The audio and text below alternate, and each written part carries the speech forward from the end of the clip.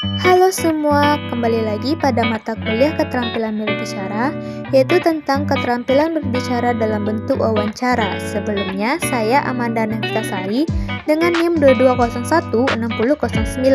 Baik, pokok bahasan yang akan kita bahas pada kali ini yaitu yang pertama, apa pengertian dari wawancara? Yang kedua, apa saja jenis dari wawancara? Yang ketiga, apa saja jenis pertanyaan dalam wawancara? Yang keempat, bagaimana lembaran bimbingan wawancara? Dan yang terakhir, bagaimana praktik dari wawancara? Baik, kita masuk pada pokok bahasan yang pertama yaitu pengertian dari wawancara. Wawancara atau temu duga adalah kegiatan tanya jawab secara lisan untuk memperoleh informasi. Bentuk informasi yang diperoleh dinyatakan dalam tulisan atau direkam secara audio, visual atau audiovisual. Wawancara merupakan kegiatan utama dalam kajian pengamatan. Pelaksanaan wawancara dapat bersifat langsung maupun tidak langsung. Wawancara langsung dilakukan dengan menemui secara langsung orang yang dimiliki untuk informasi yang dibutuhkan. Sedangkan wawancara tidak langsung dilakukan dengan menemui orang-orang lain yang dipandang dapat memberi keterangan mengenai keadaan orang yang diperlukan datanya. Pertukaran informasi dan gagasan melalui tanya jawab yang dimaksud untuk membentuk makna dalam suatu topik tertentu. Wawancara digunakan dalam penelitian untuk mengatasi kelemahan metode observasi dalam pengumpulan data. Informasi dari narasumber dapat dikaji lebih mendalam dengan memberikan interpretasi terhadap situasi dan fenomena yang terjadi.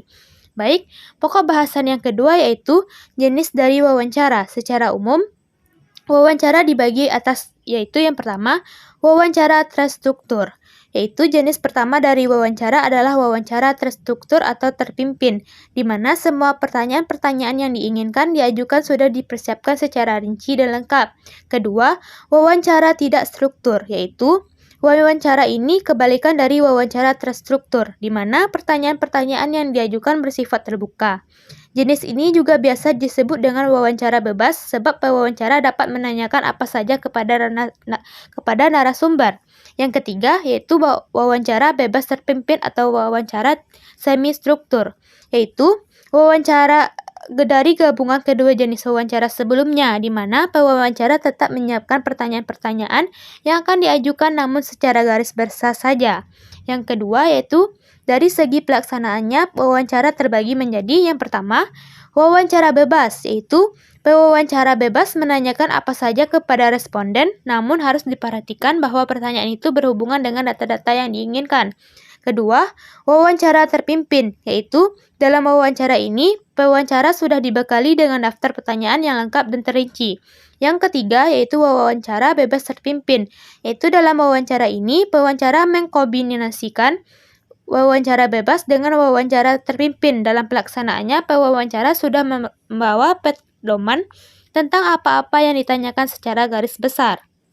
Lanjut, pokok bahasan yang ketiga yaitu jenis pertanyaan dalam wawancara, yaitu yang pertama, pertanyaan terbuka, yaitu pertanyaan yang menghendaki jawaban yang luas dan bebas.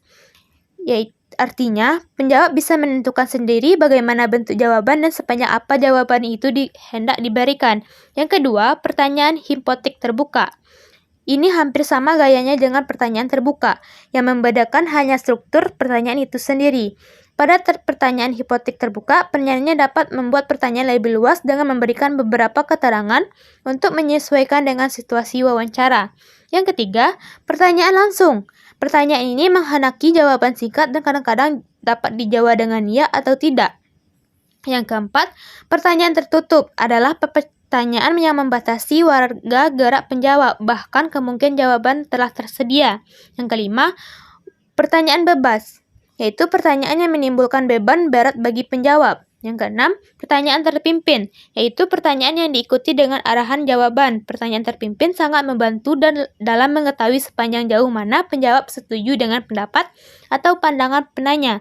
Ketujuh, pertanyaan orang ketiga, yaitu pertanyaan yang diajukan seolah-olah dari orang ketiga dan jawaban pun sepertinya untuk orang ketiga. Kedelapan, pertanyaan penyelidik, yaitu pertanyaan seringkali mengikuti pertanyaan langsung dan pertanyaan tertutup bahkan telah sering. Selanjutnya, pokok bahasannya yaitu tentang lembaran bimbingan wawancara. Dapat kita lihat pada slide PowerPoint yang telah dipaparkan, yaitu tentang lembar wawancara. yaitu salah satu contohnya yaitu lembar wawancara siswa yang berisi tentang hari tanggal observasi, sekolah, kelas observasi, dan narasumber, dan berikutnya berisi tentang pertanyaan-pertanyaan yang akan ditanyakan. Selanjutnya, pokok bahasan yang terakhir yaitu praktik dari wawancara, yaitu wawancaranya berisi tentang dialog antara peliput berita dengan narasumber. Yang kedua, perlu diketahui seluk-beluk narasumber. Yang kedua, aturan wawancara berisi tentang penanya harus mengenakan pribadi narasumber. Penanya hendak memperhatikan jalan pikiran atau hubungan logis antara pertanyaan-pertanyaan yang dikemukakan.